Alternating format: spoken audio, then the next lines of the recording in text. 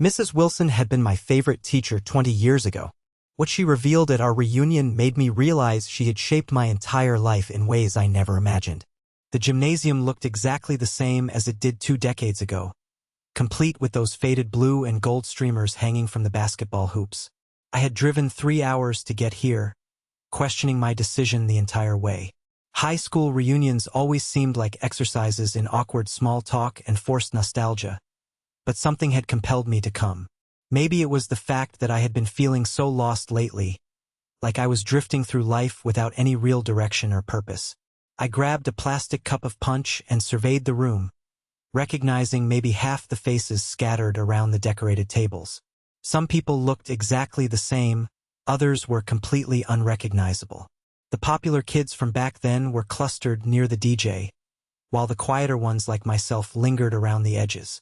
I was scanning the room when I spotted her by the trophy case, looking smaller and more fragile than I remembered, but unmistakably Mrs. Wilson. She had been my English literature teacher junior year, the one who had actually made me care about books and writing.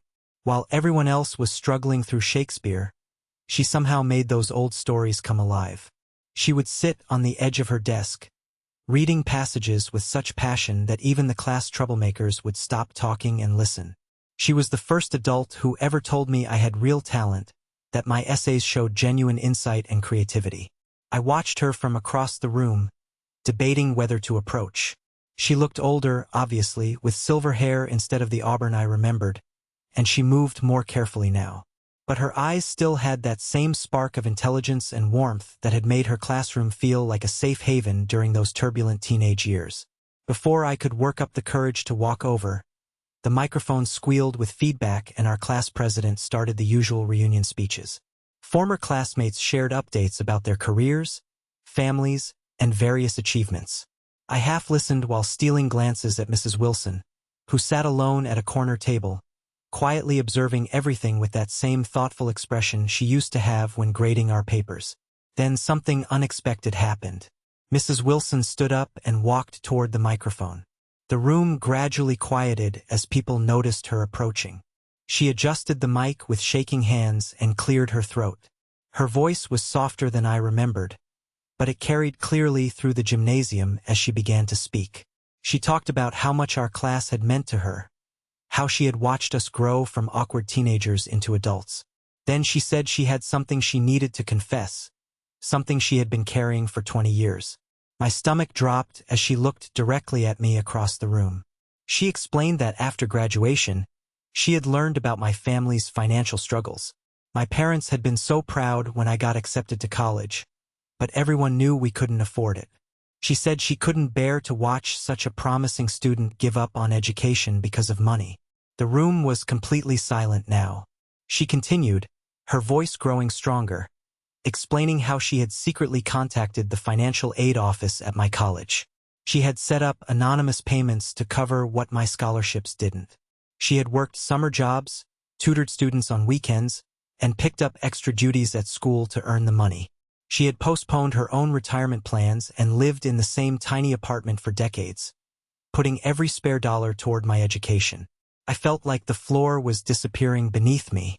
All those years, I had wondered how my financial aid package had been so generous. I had assumed it was just luck, or maybe some clerical error that worked in my favor. The guilt hit me like a physical blow. This woman had sacrificed her own comfort and security for me, a student who probably hadn't even sent her a thank you card after graduation.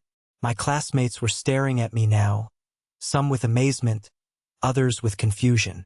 I could feel my face burning with embarrassment and overwhelming gratitude. I wanted to run to her, to thank her, to apologize for never knowing, but my legs felt frozen. But Mrs. Wilson wasn't finished. She took a deep breath and said there was more to the story, something even more significant that she had never planned to reveal. She explained that her decision to help me hadn't been entirely altruistic. She had recognized something in me from the very first day I walked into her classroom, something that went beyond academic potential. She talked about how she had noticed my mannerisms, the way I tilted my head when I was thinking, the shape of my hands when I wrote. Little details that had nagged at her for months until she couldn't ignore them anymore. She had done some research, made some phone calls, and discovered something that changed everything she thought she knew about her own life. The room felt like it was spinning as she revealed the truth. 45 years ago, she had been just 18 years old and unmarried when she became pregnant. Her own parents had forced her to give the baby up for adoption, telling her it was the only respectable choice. She had never forgotten that child, had wondered about her every day for decades. She had always hoped that somewhere out there, her daughter was living a good life with a loving family. When I walked into her classroom that first day, something about my appearance had struck her as familiar. She had spent weeks studying my face, comparing it to old family photos, before finally working up the courage to do some investigating. She discovered that my mother had indeed been adopted, that the timeline matched perfectly, and that several physical features ran in their bloodline. Mrs. Wilson was my grandmother. The gymnasium erupted in gasps and murmurs, but I could barely hear anything over the roaring in my ears.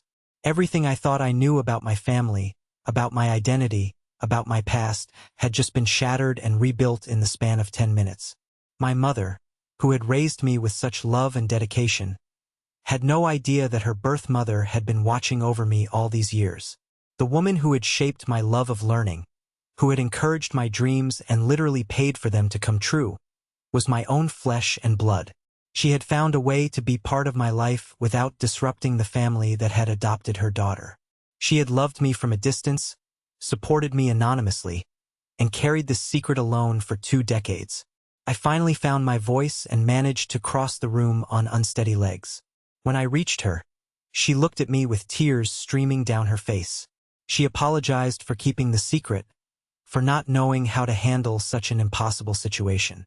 She had wanted to respect the boundaries of adoption while still finding ways to help her granddaughter succeed. Standing there in front of everyone, I realized that every major decision in my life had been influenced by her guidance.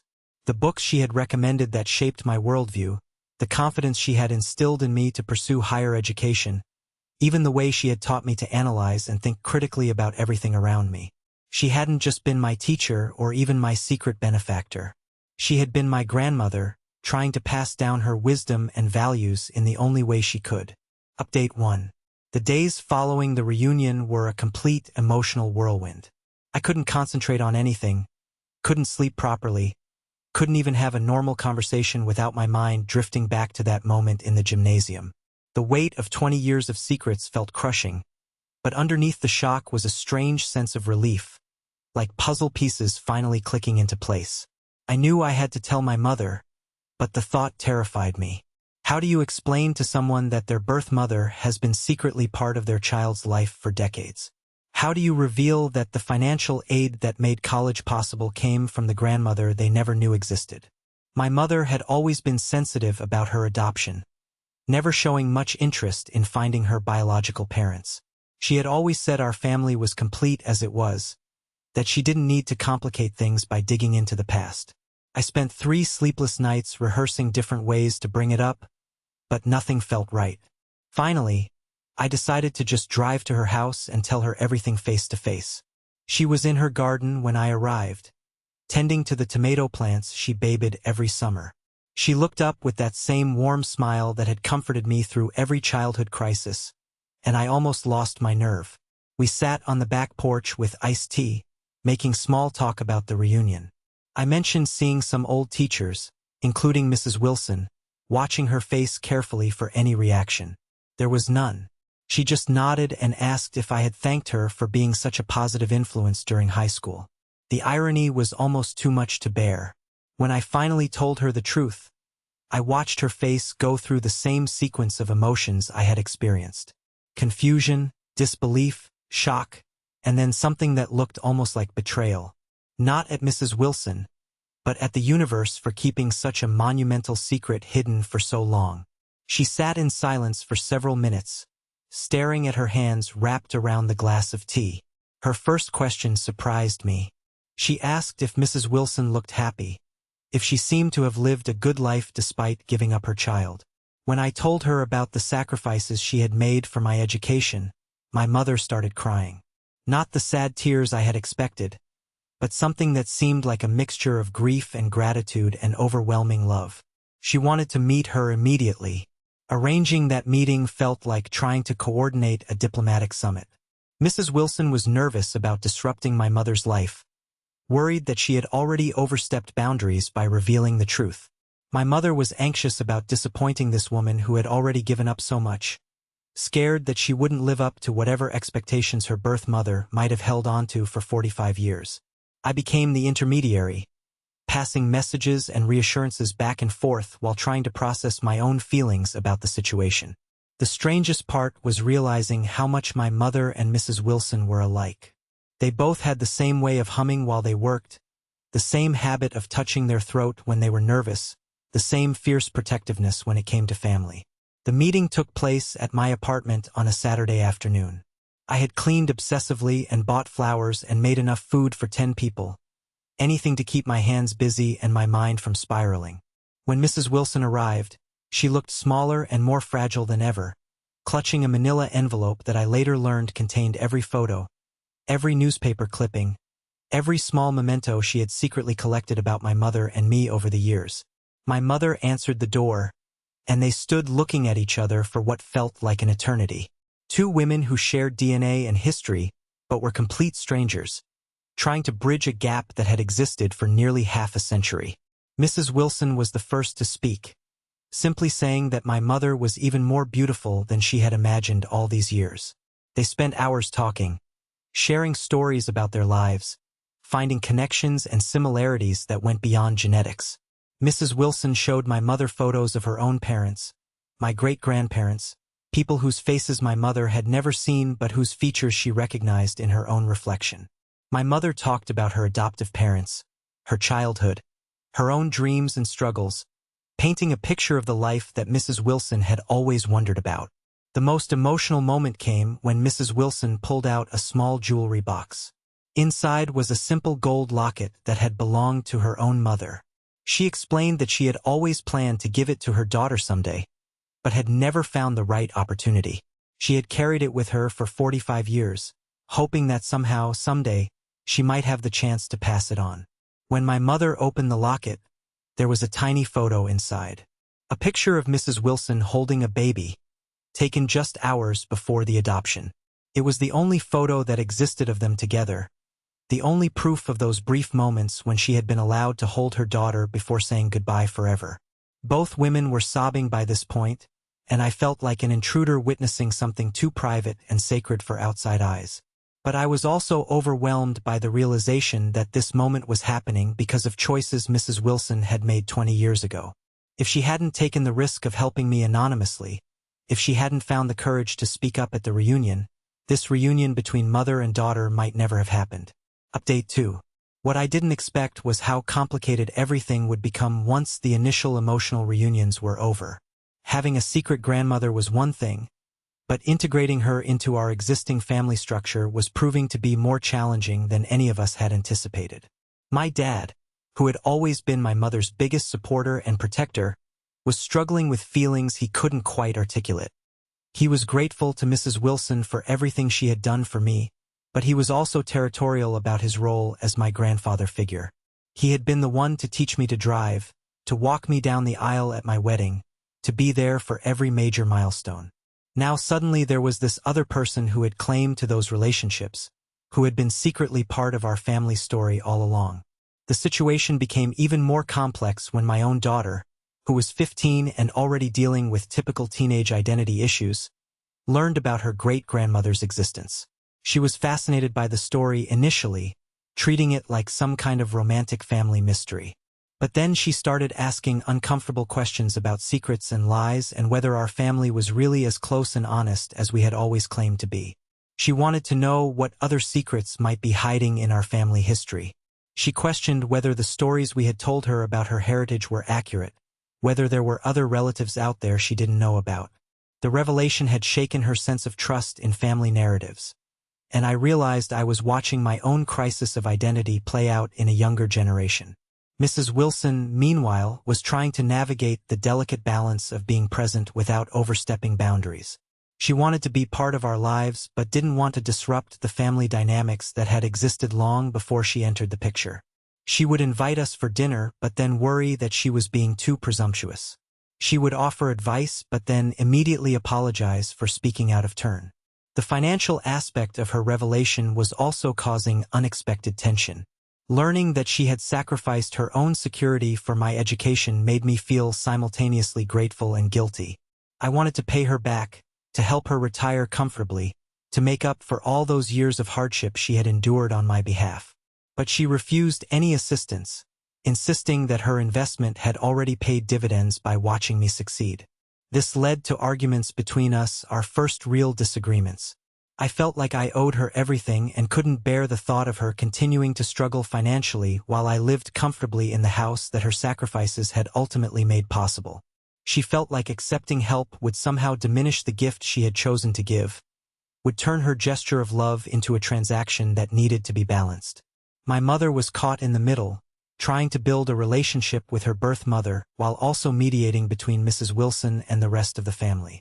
She felt responsible for everyone's happiness, guilty that her very existence had caused so much complexity and emotional turmoil.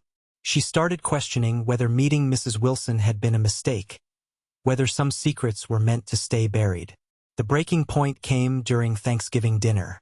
We had invited Mrs. Wilson to join us, thinking it would be a perfect opportunity for her to feel truly included in the family.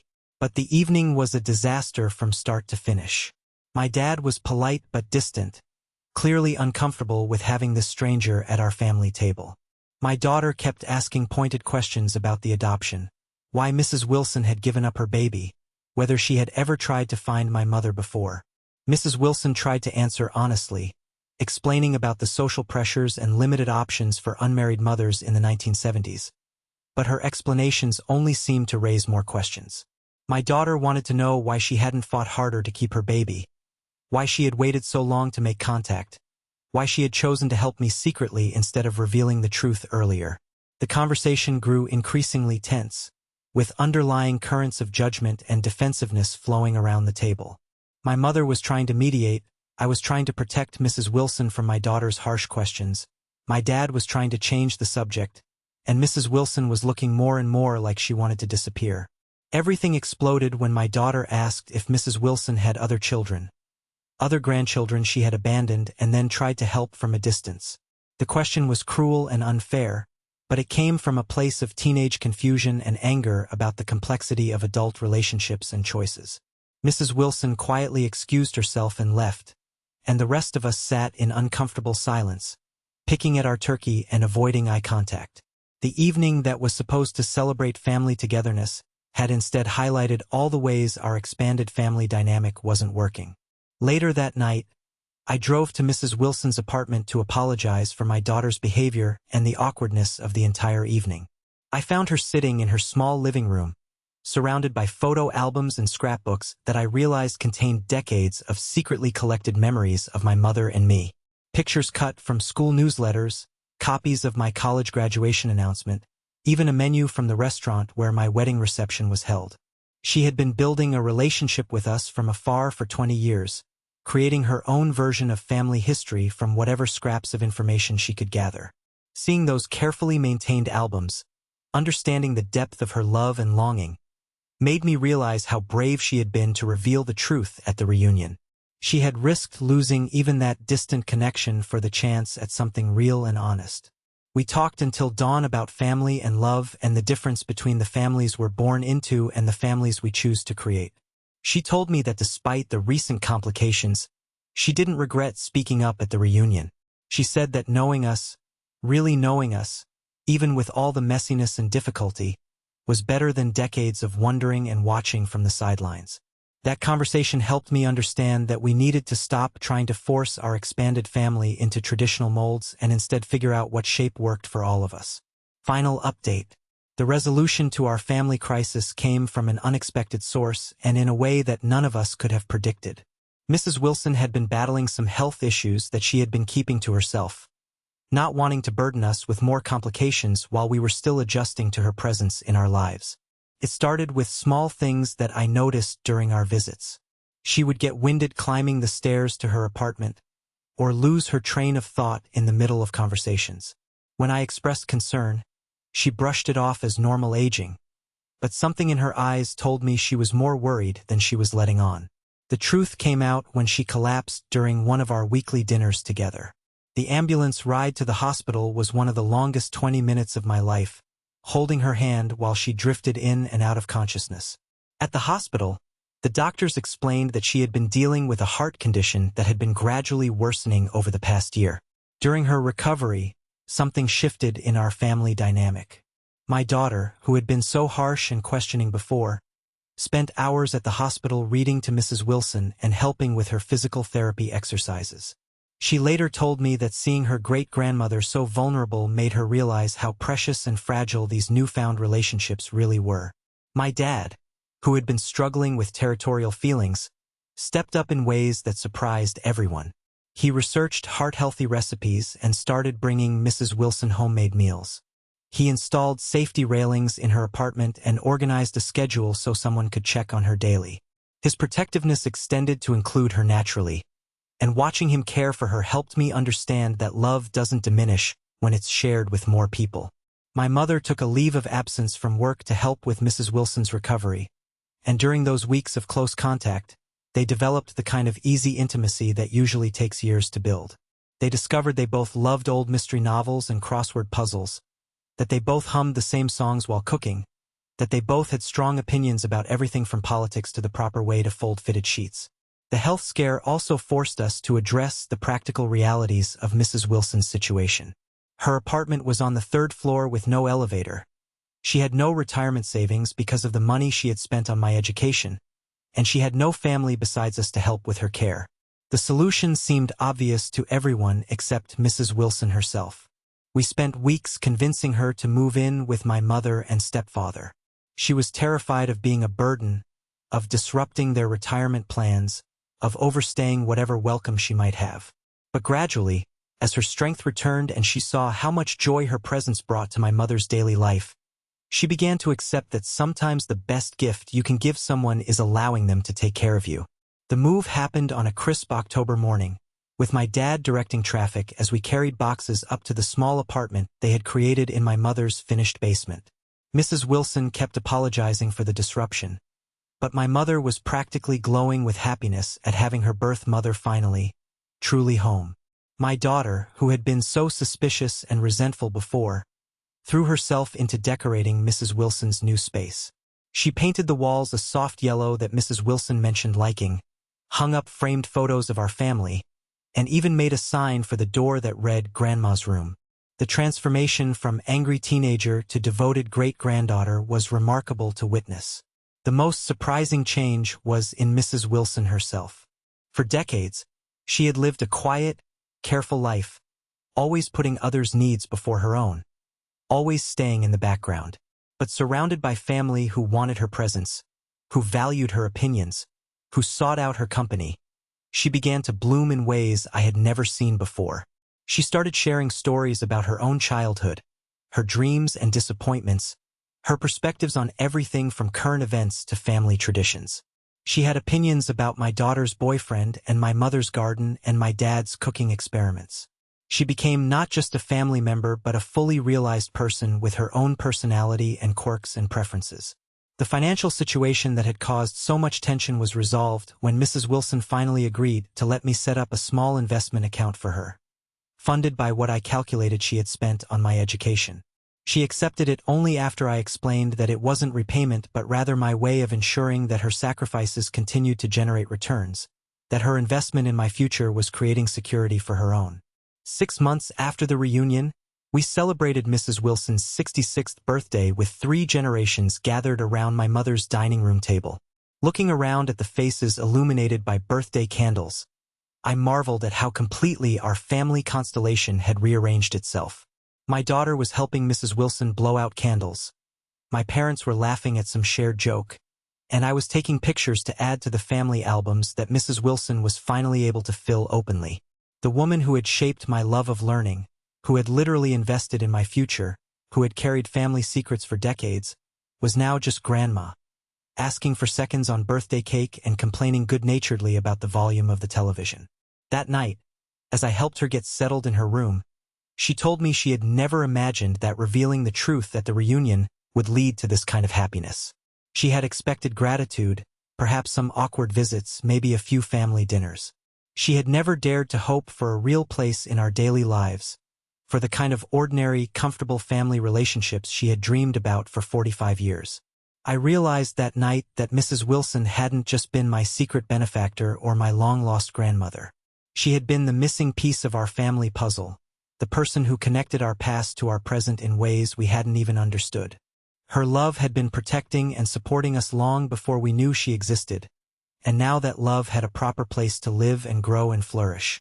The reunion that I had almost skipped, the confession that had shattered everything I thought I knew about my family, had led to the most unexpected and precious gift imaginable. Sometimes the most important truths come wrapped in the most ordinary moments, delivered by the people who have been loving us all along from the shadows, waiting for the right moment to step into the light.